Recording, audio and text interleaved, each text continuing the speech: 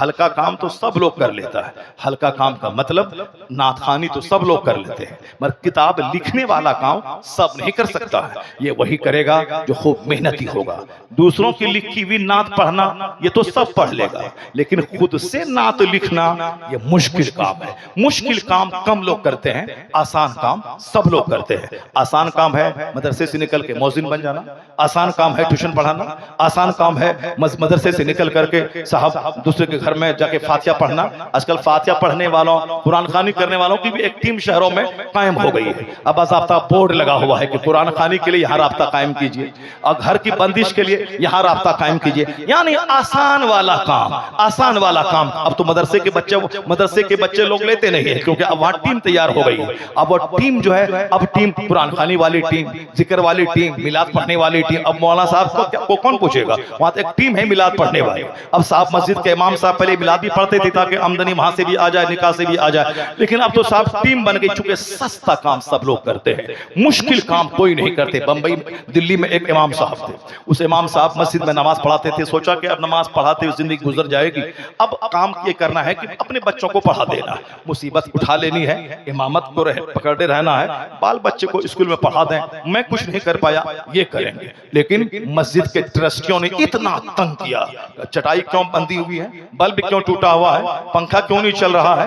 आज से 25 साल पहले लोटा क्यों गिरा हुआ है, लोटा क्यों टपक रहा है, इतना तंग किया नमाजियों ने। अब वो फैसला के कि नहीं, अब तो इमामत करना मुश्किल काम है, इमामत हमसे नहीं हो पाएगी, चूंकि रहने नहीं देंगे ये लोग। एक आम फटीचर क्लास का आदमी भी, उसको भी राजी रखना पड़ता है इमामत के मुसल्ले पे बने रहने के लिए। सेक्रेटरी को अलग खुश करना, सदर को अलग खुश करना, मुतवल्ली को अलग खुश करना और हर नमाजी को खुश करना। वरना एक बंदा भी अगर बगावत का बिगुल बजा दिया तो फिर जगह खतरे में पड़ जाएगी।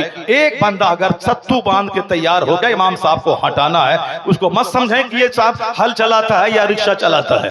एक बंदा खड़ा होगा, हटाना है, वह तरह तरह के इल्जाम लगा के आपको हटा देगा। अब इमाम साहब को सबको खुश रखना पड़ता है। कहा नहीं, मैं मुसीबत में गिरफ्तार हूं, मैं अपने बाल बच्चों को पढ़ाऊंगा। उसके लिए उसने ठान लिया कि अब इमामत नहीं करूंगा, दूसरा रास्ता इख्तियार करना है। उसने जो मदरसे की डिग्री थी दिल्ली में तिब्बिया कॉलेज में, उन्होंने एडमिशन BUMS में ले लिया।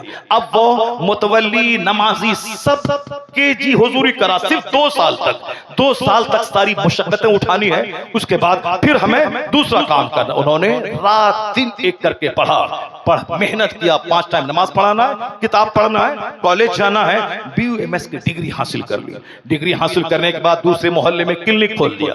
क्लिनिक खोला, क्लिनिक में भी मेहनत करना शुरू किया। आमतौर पर डॉक्टर मेहनत नहीं करते हैं, इसके लिए बैठकर मक्खी मारते हैं, लेकिन जो रात में किताबें पढ़ते हैं, जो नई नई बीमारियों पे तहकीक करते हैं और अच्छी अच्छी कंपनियों की दवाइयों पे रिसर्च करते हैं, वो सटीक दवाई लिखते हैं 2-3, उसका चर्चा शहर में होता है। या टेस्ट भी कम लिखता है, या मेडिसिन भी कम लिखता है। देखते ही देखते मरीजों की भीड़ लग जाती है। मेहनती डॉक्टर, उन्होंने मेहनत की क्लिनिक चलने लगी। इसी दरमियान कॉलेज में एक लेक्चररशिप की जगह खाली हुई। उन्होंने मेहनत की, इंटरव्यू दिया, सिलेक्शन हो गया। उधर लेक्चररशिप की नौकरी मिल गई, इधर क्लिनिक भी चलने लगा। इमामत से मुस्ताफी हो गए। अब दिल्ली में अपना खुद का घर भी हो गया और खुद की क्लिनिक भी हो गई। अब पैसों की बारिश होने लगी।